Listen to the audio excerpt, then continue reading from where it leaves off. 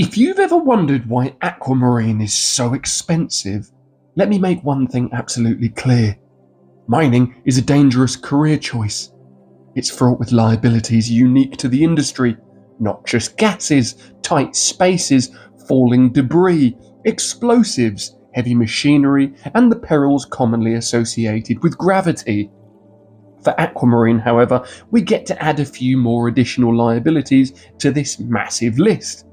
Ones that are somewhat more unique to this variety of crystal: extreme altitude, sub-freezing temperatures, bandits, the absence of utilities, and of course the dizzying lack of oxygen, to name but a few.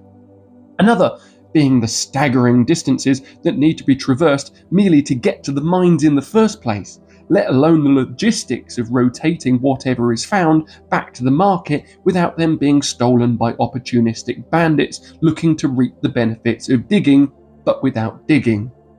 Aquamarine can be found in various locations around the world. It can be found in deposits strewn across Brazil, Russia, Mozambique, Angola, Kenya, Afghanistan, Madagascar, Malawi, Tanzania, Zambia, and even the USA. But nowhere is the industry more baked in than it is in Pakistan, widely renowned for some of the best aquamarine on the planet. In fact, Pakistan is often considered to be the holy grail of aquamarine. Pakistan, in fact, has a long tradition of extracting these famous blue crystals from the mountains of the Himalayas. In fact, Pakistan is widely believed to be where aquamarine was first discovered, a discovery embroidered with all of the trimmings of legend. A thirsty man traversing the slopes of the mountains grabbed at what he assumed was ice. After attempting to melt the blue ice in his hands, merely to quench his thirst, he realized that what he had was in fact not ice at all, but, allegedly, the very first aquamarine. One problem with extracting aquamarine is the quest you need to undertake in order to even get close to the stuff.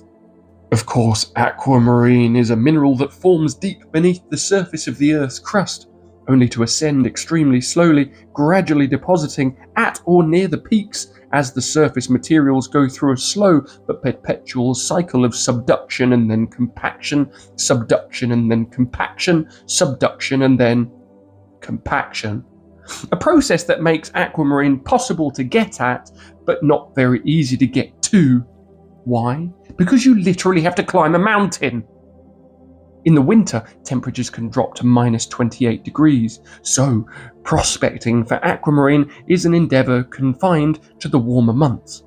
However, at such altitudes, the season only changes livability to a degree, as even throughout the summer months, a miner's base camp will become stricken with ice, a problem that any normal person would solve with fire or gas heaters.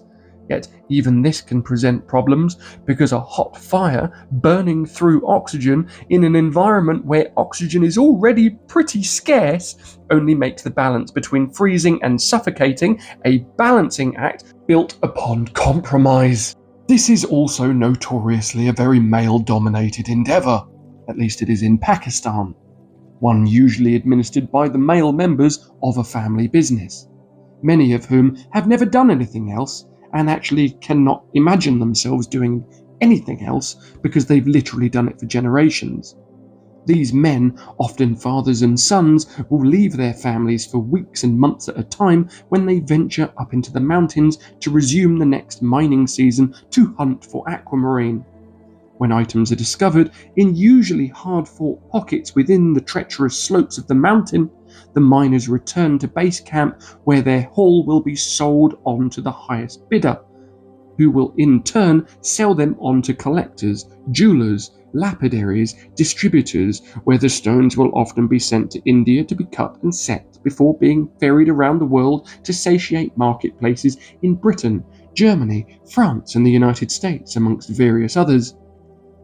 The quality of aquamarine is determined not only by its colour and lustre, but by how intact it is. Aquamarine forms in perfectly hexagonal growths, and the degree to which this natural crystalline structure can be maintained heavily influences the price. This means the process of extraction is a very delicate one, and as a result, a very time-consuming and labour-intensive one.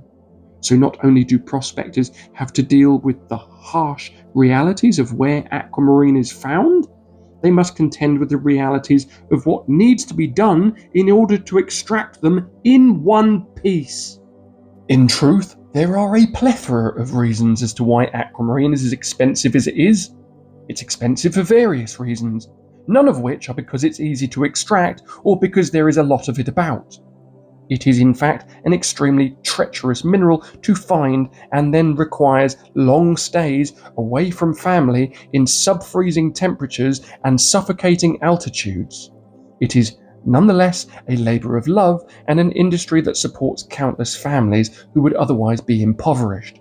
In fact, it doesn't just sustain many of these families. In fact, it's often considered to be one of the most high-paying professions you can participate in the country, which is nice because it means it doesn't just sustain people, it allows them and affords them a lifestyle that they otherwise might not have access to, which, if you ask me, is a good enough reason to pay a little bit more for something. What does need to be appreciated, however, and the justification for me making this video, is so that people can appreciate the lengths that people need to go to in order to procure these beautiful blue crystals. They are not merely plucked from the ground and are very rarely found at the surface. They are hidden away in pockets, shrouded with material that could collapse at any moment. They live in environments not well suited to our species and require well-acclimated human beings in order to pursue them. All of these realities get factored into the price you pay from your dealer and should be respected for the hard work that has gone into actually making your transaction possible. The job these people do is not just difficult, but it boggles the mind quite how difficult it is. The journey that aquamarine undergoes to find its way from where it was plucked gingerly from the ground to your crystal cabinet was not a short one, it was not a simple one, and it was not an easy one. That is why aquamarine is so expensive.